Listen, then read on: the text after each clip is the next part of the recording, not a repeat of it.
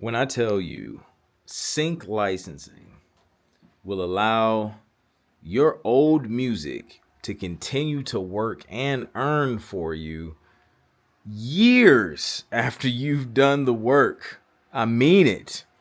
And I'm going to give you an example, a personal example of like this happening, and it's crazy. I'm always amazed at like I don't know, like what pops up on the royalty statements and things like that.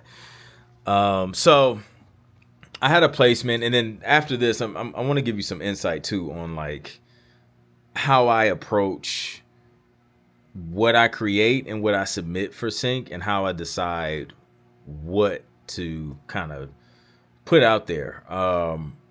There's like a couple different approaches, and I'll get into that. But first, I had shared a win inside of our Sync Producer Hub community,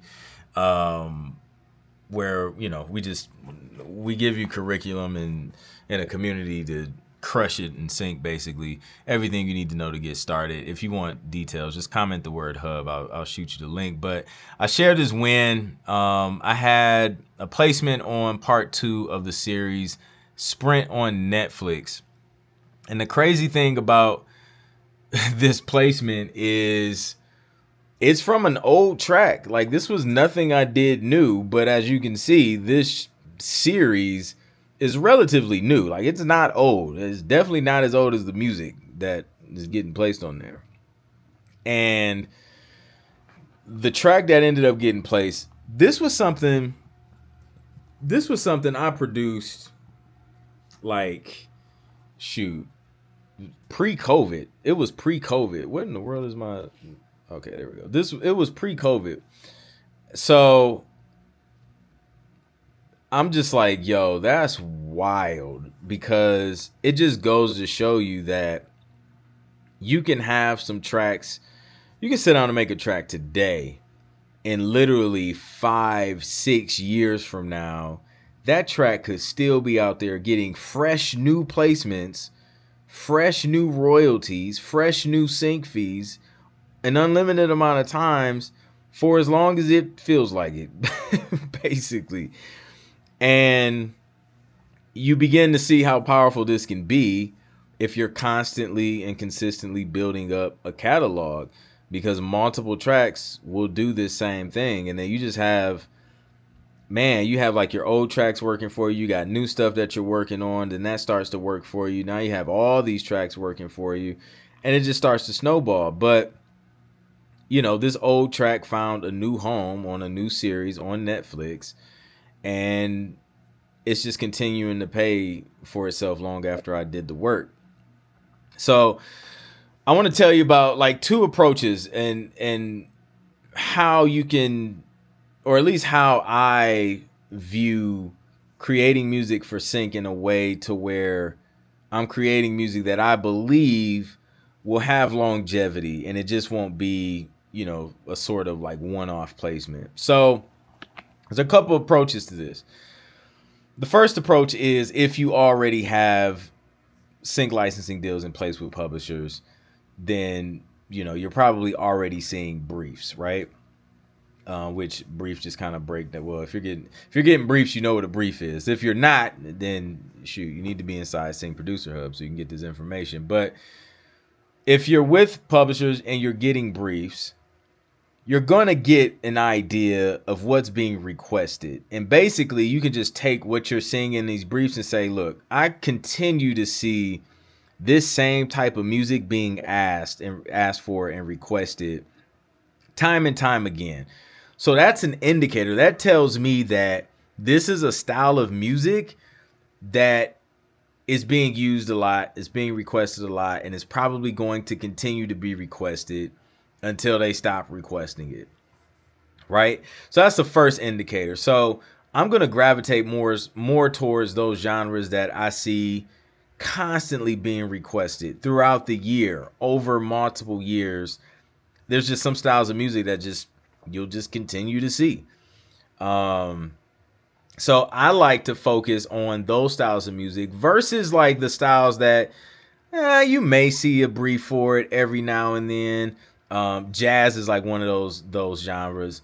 You know, you may see one here and there, but I'm not gonna spend a bunch of time creating jazz music if I know it's not going to be requested by clients a lot, because I feel like it's just not going to get as much play.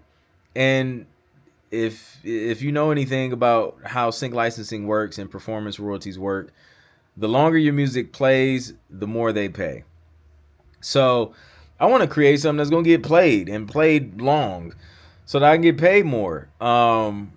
So I'm going to gravitate more towards those styles of music so that I can have a catalog of music that will continue to work for me, and it's going to optimize my time. So when I sit down and spend those hours creating those tracks that I pitch, I'm only going to have to do that one time, but then my return on that investment in time is going to, like, it's infinite, because I mean, there's no cap. There's no cap on royalties. There's no cap on how many times you can relicense music.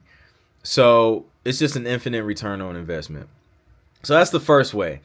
The second way, if you don't have any publishing deals, licensing deals in place, and you're not getting briefs, which again, if you're not, you need to be inside Sync Producer Hub.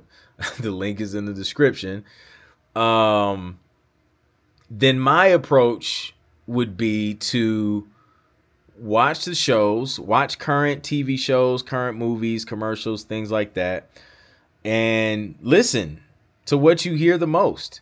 If you're hearing certain styles of music frequently across multiple shows on multiple networks, then that's probably an indicator that that's something that gets requested a lot because they use it a lot, which tells us that there's a demand in the marketplace for this type of music.